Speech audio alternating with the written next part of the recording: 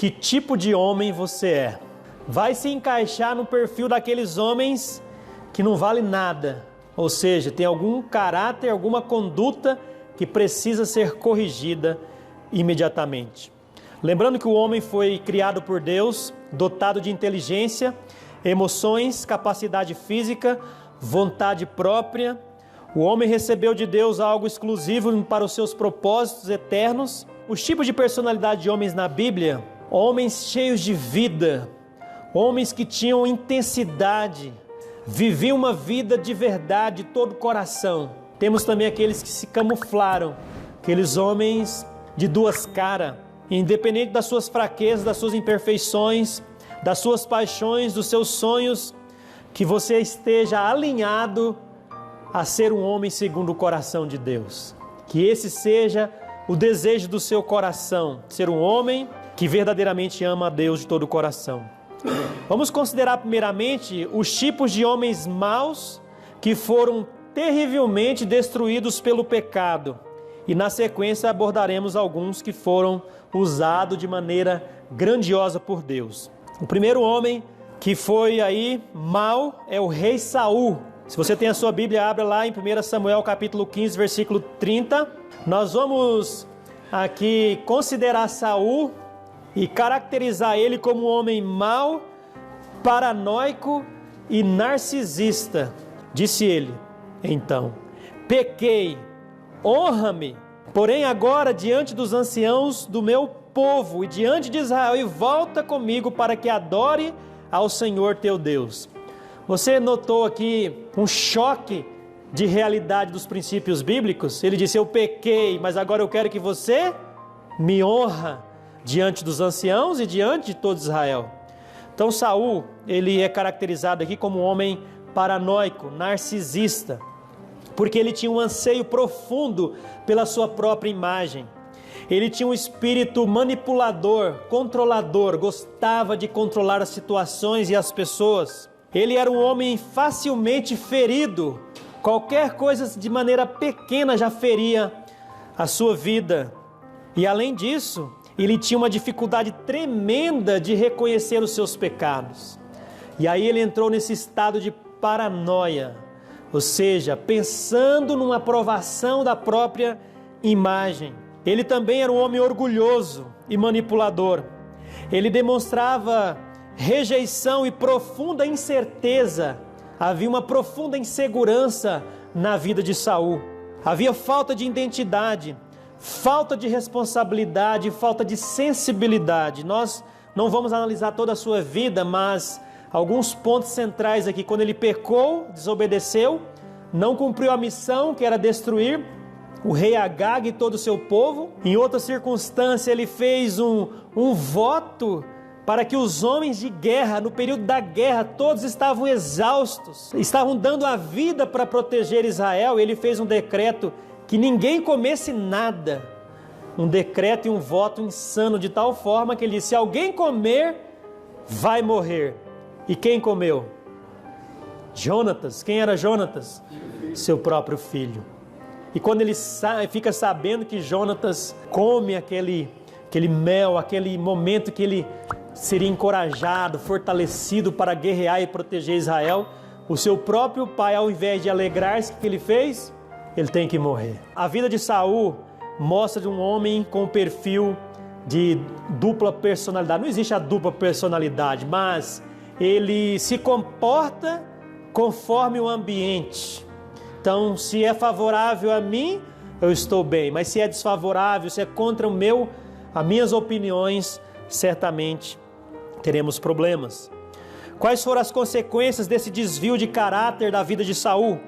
A sua comunhão com Deus foi afetada, seu relacionamento familiar foi afetado, suas atuações como rei foi desastrosa, sua vida emocional tornou-se desequilibrada quando ele tem aquele ciúme doentio com relação a Davi. Porque homens narcisistas são aqueles que olham só para você mesmo, só pensa em você mesmo, não pensa na sua família, não pensa na sua esposa, não pensa no seu próximo. E, irmãos, essas condutas errôneas e pecaminosas facilmente nós podemos desenvolvê-las se nós não tivermos um relacionamento intencional, um relacionamento transformador com Deus. Narcisista, paranoico. E quando as mulheres cantaram, Saul matou milhares e Davi 10 milhares. Elogiou o outro. Ali está o ponto da paranoide de Saul. Está aqui dentre nós, pastor Samuel, é uma grande bênção. Ao invés dos irmãos falar amém, glória a Deus, eu poderia ser melhor do que ele. Eu sou melhor do que ele. Narcisista, egoísta, paranoico. Quando ouve alguém ser elogiado, ao se alegrar, seu coração enche de inveja, ciúmes. Homens têm ciúmes? Misericórdia. Pior do que as irmãs. E a verdade é que Saul, diante desses comportamentos pecaminosos, ele se tornou esse tipo de homem, ruim, mau, paranoico. E o seu fim foi terrível, ali naquele fim terrível de sua vida. Então, irmãos, nós não estamos imunes a esses comportamentos. Quer conhecer você? Se eu quero conhecer quem você é, se alguém dos irmãos quer conhecer quem você é, só conversar com alguém mais próximo de você, sua esposa, sua família sabe se você é realmente paranoico, se você realmente precisa de mudança. Mas não espere alguém apontar. A palavra de Deus já está apontando para você, precisa mudar esse comportamento. Se não houver transformação, irmãos, o seu lar vai ser arruinado, sua vida espiritual vai ser arruinada e o seu fim será trágico. Então, que tipo de homem você é? O segundo, Ananias, o falso profeta. A Bíblia diz para nós, lá em Jeremias, capítulo 22, versículo 1, vai dizer para nós que no mesmo ano, no princípio do reinado de Zedequias, rei de Judá, no 4º ano, no 5º mês, Ananias, filho de Azur, o profeta de Gibeão, me falou na casa do Senhor, na presença dos sacerdotes. A característica aqui de Ananias era de um falso profeta. Agora vamos desenvolver alguma dessas características. A primeira dela, o falso profeta é bajulador. Ele só elogia. Ele só quer elogio, ele só quer coisas boas. Pode estar caindo tudo, ele diz, não está tudo maravilha, não tem nada errado aqui. Ele tem um sentimento assim muito insensível, há uma insensibilidade muito grande. Os falsos profetas são homens bajuladores, bajuladores de homens. São difamadores também dos servos de Deus. Foi o que aconteceu com Ananias aqui. Havia uma profecia de Jeremias. Qual era a profecia? Vocês vão para o cativeiro babilônico por causa do pecado de vocês. Aí veio Ananias, não é bem assim. O Senhor vai cuidar, vai abençoar. Como aquele pregador que está muito em alta aí no mundo contemporâneo, David Leonardo, né? Vocês são lindos demais. Oh, que maravilha, só um homem lindo aqui. Irmão, vocês são um bando de pecadores que precisam da graça de Deus diariamente para servir a Deus. A beleza que há em nós não é nossa, é Cristo a nossa beleza. Bajuladores de homens são os falsos profetas, e aconteceu neste momento aqui. Os falsos profetas na sua pregação produzem também invenções, visões da própria imagem e enganos do coração. Fazem pouco caso do pecado, sabe por quê? Para esconder suas práticas obscuras. Quando é o pecado dos outros, que morra, que mate, que pegue, que prende. Quando é o meu pecado, não foi bem assim. Eu sou pecador como vocês. Não foi isso que eu quis dizer. Não foi essa a minha atitude. Que não sejamos falsos profetas. Que não sejamos falsos na nossa conduta. Que sejamos homens verdadeiros. Encare a verdade. Se você disse, assuma sua responsabilidade. Se você fez, assuma sua responsabilidade. Estou dizendo isso que eu trabalho com os presos diariamente. Qual a diferença dos presos e nós estarmos aqui, irmãos? Jesus somente.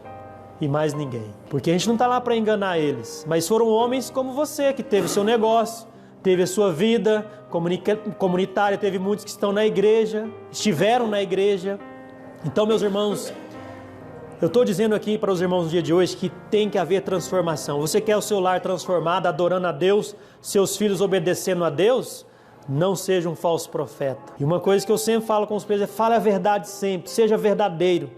E eles respeitam o trabalho porque a gente trabalha com a verdade. Não seja um controlador, porque quem controla não é você. Você tem a responsabilidade do sacerdote do lar assumir suas responsabilidades espirituais, as suas responsabilidades também emocionais de cuidar da sua família, suas responsabilidades materiais de suprir a necessidade. Tem homem que pensa assim: eu coloquei a comida em casa, deixa comigo, está tudo certo. Não, irmãos, sua esposa tem emoção, precisa de cuidado, de carinho, de proteção. Seus filhos precisam de atenção, porque a atenção que você não está dando para os seus filhos, o bandido está dando na porta da escola, os professores estão dando na sala de aula, e os inimigos do evangelho, com todas as ideologias satânicas, estão cuidando dos seus filhos. E quando você perde ele, vem: pastor, o que aconteceu, pastor?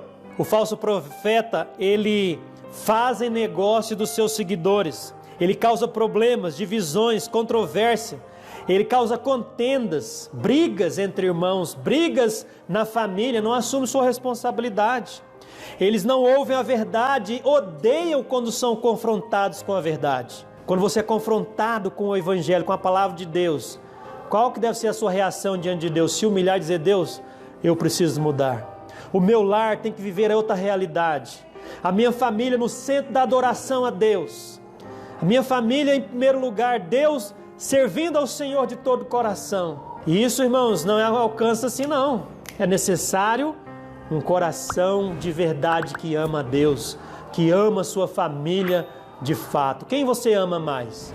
É só você ver em que você está investindo mais, em que você está colocando mais o seu tempo, em que mais você está colocando suas energias. É isso daí que você ama mesmo. Tudo isso daí que está no teu coração, na tua mente. Não seja um falso profeta. Jesus disse: acautelai-vos, porém, dos falsos profetas, que vêm até vestidos como ovelhas, mas interiormente são lobos devoradores.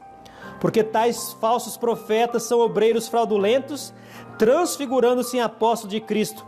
E esse tipo de homem que você não deve ser. Não seja um falso profeta. Terceiro homem que vamos analisar: Judas, o traidor. Mateus 27, versículo 3 a 5, diz a palavra: então Judas, que o traíra, vendo que fora condenado, trouxe arrependido as 30 moedas de prata aos príncipes dos sacerdotes, dos anciãos, e disse: pequei traindo sangue inocente. Eles, porém, disseram: que nos importa? Isso é contigo. Todas as vezes que Judas é mencionado na Bíblia, tem essa ênfase: Judas, o traidor. Quando mencionar o seu nome aqui entre nós, que não seja Pedro, o traidor. Tem algum Judas aqui, o traidor? Que morde pelas costas, fala pelas costas, na hora que é confrontado esconde: eu não lembro, não foi comigo, não foi bem assim que eu disse. Irmãos, como se descobre um mentiroso? Primeiro olha no olho dele e faça perguntas, mas faça a mesma pergunta de 3 maneiras diferentes. Eu digo isso porque eu perguntei para os presos como descobre um mentiroso. Falou: olha sempre no olho dele, pastor. Se ele abaixou a cabeça, falou: não sei, não vi, não foi comigo, está mentindo, infeliz.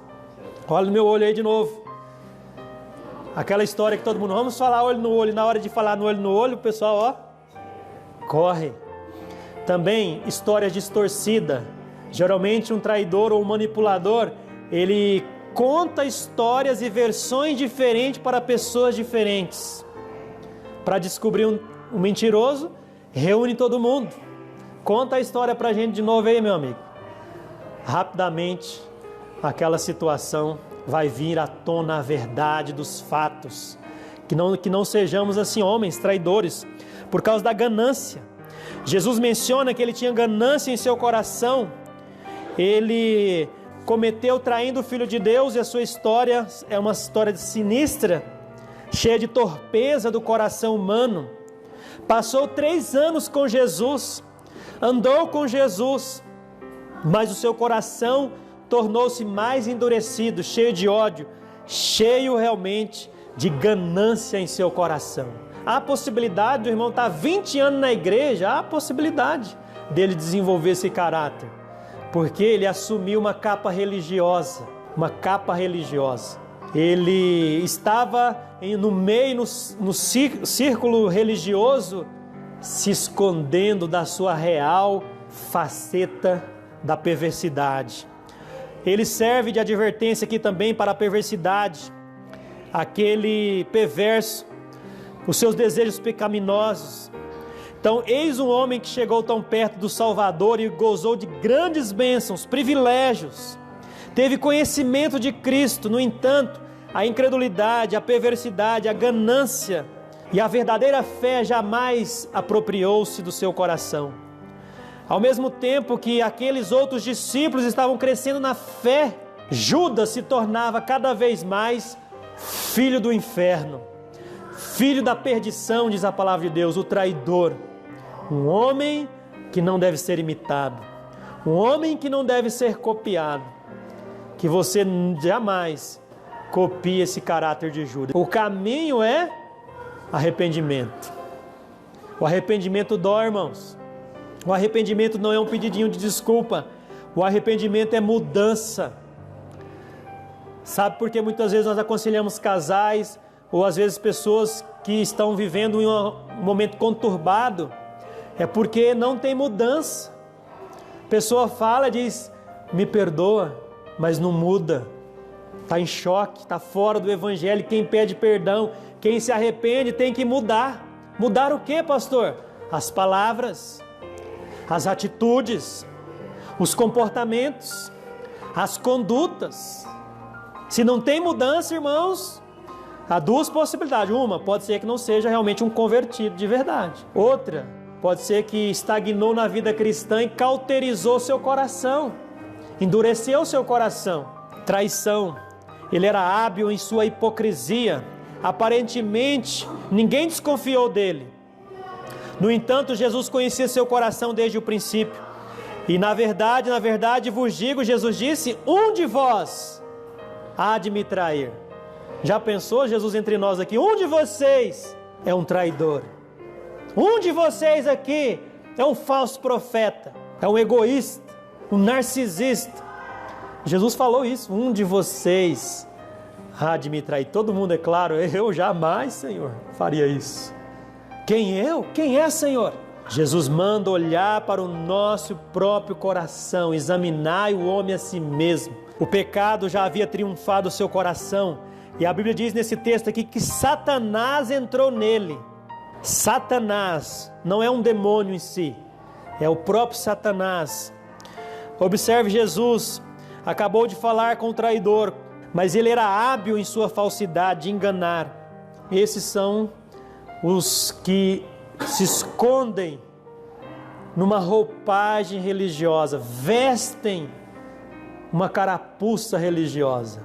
Então eles demonstram ser religiosos, eles demonstram um certo comportamento espiritual, e às vezes conhecem a Bíblia mais do que a gente, mas não tem a essência da Bíblia.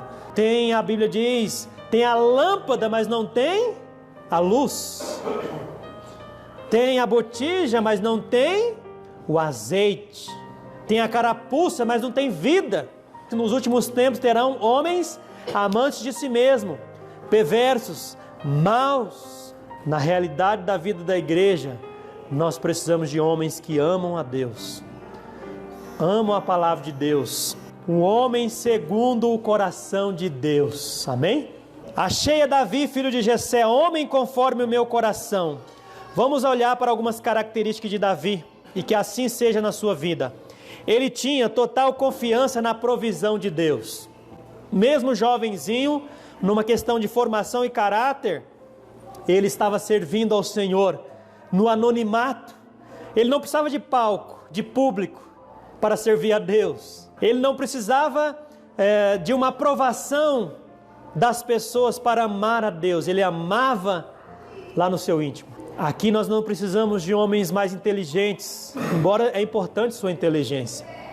De homens mais ricos, embora é importante, sim, a Bíblia fala que há importância em valores, mas não são esses homens que a igreja precisa. A igreja precisa de homens que amam a Deus, estão dispostos a sacrificar suas vidas pelo Evangelho, estão dispostos a assumir suas responsabilidades nos seus lares para mudar a realidade da sua família. Eu sei que há circunstâncias que os nossos filhos desobedecem, há circunstâncias que as coisas podem realmente sair do controle. mas que não seja você o principal problema no seu lar. Porque talvez você olhe para todo mundo, mas em primeiro lugar nós devemos olhar para quem? Será que meu coração, as minhas motivações, as intenções, os meus comportamentos e condutas dentro de casa estão de acordo com a palavra de Deus? Davi, ele estava mais preocupado em agradar a Deus do que as pessoas. Ele estava preocupado em fazer a coisa certa, fazer o que é certo. Ele estava preocupado mais com o caráter de Deus do que com sua própria imagem. Ele não tinha necessidade de se autopromover. Ele não tinha necessidade de proteger a si próprio, criar uma rede de proteção. Não. Ele sabia quem ele estava servindo. Ele sabia quem ele amava. Ele de fato sabia que lugar, qual o objetivo da sua vida. Havia objetividade, havia propósito. Havia também o empenho nisto. E talvez você quer mudar, mas há dificuldade. Eu sei que há, porque a mudança exige um processo. Além do arrependimento, exige uma palavra chamada de constância. Constante você vai lutar. Constantemente você vai enfrentar aquele monstro que te atormenta dia e noite. Ele estava preocupado porque ele confiou em Deus e ele estava disposto a fazer a perfeita vontade de Deus na sua vida. Ele tinha um desejo profundo de seguir a vontade de Deus e o propósito de Deus. Davi estava plenamente consciente de que Deus estava no controle de sua vida. E quando ele é expulso ali do reino do rei Saul, ele se escondeu lá entre os inimigos filisteus. Deus guardou a vida dele, amém? Amém. E depois aquele jovenzinho, pastorzinho, é o rei de Israel, glória a Deus. Mas ele esteve lá humildemente servindo a Deus. E quando ele assumiu o reinado de Israel, embora ele teve seus pecados e suas falhas, a sua postura foi cumprir perfeitamente a vontade de Deus. E por isso o seu arrependimento é profundo. Eu sempre comparo aqueles que se arrependem igual Saul, querem honra, e aqueles que se arrependem como Davi, Salmo 51, querem humilhação. Davi reconheceu os seus erros e não teve medo de mudanças. Ele aprendeu que o pecado perdoado ainda tinha consequências. Ele enfrentou as consequências de seu pecado. Ele tinha um desejo de aprender e também sujeitar-se à vontade de Deus. Ele possuía uma fé profunda e absoluta em Deus. Ele tinha foco, ele tinha objetivos em sua vida. Irmãos, eu sei que vocês trabalham, têm suas lutas também, diárias. Mas coloque as prioridades em ordem. Coloque a sua casa em ordem. Precisa de mudança. Para salvar nossos filhos, salvar nossa família, salvar nossas igrejas. Porque o que nós vemos é pessoas estagnadas espiritualmente, que não tem mudança. Bate o cartão no domingo de manhã, mas na segunda-feira a vida volta ao normal, sem mudança nenhuma. Davi também, irmãos, ele revelava coragem, valentia, não tinha medo de enfrentar os gigantes, não tinha medo das guerras. Ele disse: esse gigante que está enfrentando, desafiando o povo de Deus, eu vou derrubar ele, eu vou cortar a cabeça dele, mas não com as minhas forças, mas em nome do Senhor dos Exércitos. Ele tinha um Deus a quem ele amava de verdade. Ele era um homem de integridade. Tinha integridade, homens íntegros. Ele também tinha temor a Deus. Temia a Deus acima do temor do homem. Temer a Deus, irmãos. Dizer: ninguém está aqui, mas Deus está. Porque a reputação é o que as pessoas falam de você por aí. Mas caráter é quem você é lá quando você está sozinho. Isso é caráter. A Bíblia diz que nós somos transformados de glória em glória. Crescimento, transformação, cuidado da nossa família. Então, que tipo de homem você é? Baseado nestes. E que a palavra de Deus e que o amor de Deus realmente transborda em nosso coração. Precisamos fazer uma autoanálise do nosso coração para não terminar nossa carreira cristã. Hoje, se termina a sua carreira cristã, fôssemos levantar um histórico da sua vida no Evangelho, será que Deus seria glorificado ou você seria envergonhado? Que de fato você tem vivido por aí, no seu trabalho, na sua família, na comunidade, na igreja. Como eu disse, nós precisamos aqui de homens cheios do Espírito Santo de Deus, cheios da palavra de Deus, cheios de coragem. Façamos a diferença, não para nós, mas para a glória de Deus. Quando as pessoas olharem para a sua família, uma família abençoada, não é por causa de você, é por causa da graça de Deus. É porque teve joelhos no chão ali que chorou.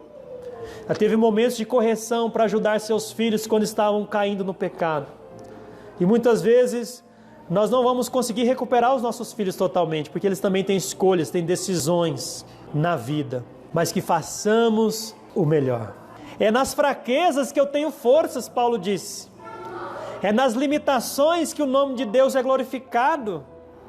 É ali onde Deus vai moer o nosso orgulho e fazer de nós homens segundo o coração de Deus. E que assim seja na vida dos irmãos.